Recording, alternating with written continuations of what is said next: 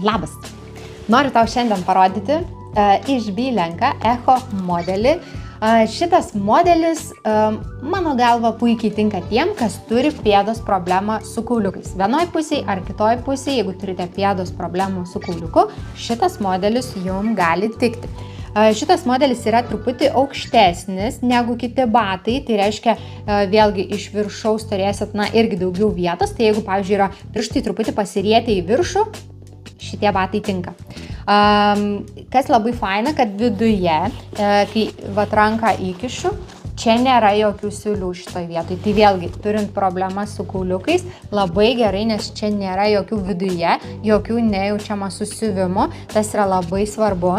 Kada šitas modelis gali netikti, tai yra toks atvejis, kad jeigu jūsų pirštai, matot, šitas modelis tiesiog nueina, nykštys didysis, visi kiti mažėja pirštai, viskas tada gerai.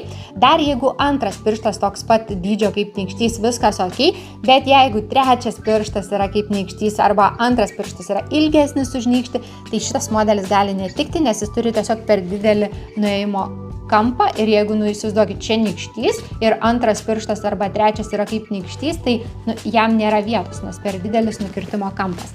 Tai va, tai vienintelio atveju, kada gali netikti, o šiaip labai yra faini, labai lengvi, labai lankstus, odiniai, orui laidus. Jeigu pasirinksit, ne baltus, o ten, sakykime, juodus batus, tai tikrai galėsit drąsiai keliauti su jais ir rudenį. Viduje turi keičiamą vidpadį, tai jeigu norėsit, galėsit paskui kitam sezonui pasikeisti jį. Ir vidus yra, tekstilinis. Taip atrodo, turi tokias orui laidžias detalės padarytas. Tai siūlau atkreipti dėmesį tiesiog į šitą modelį. Ir jį galite įsigyti elektroninėje parduotuvėje barefoot.lt.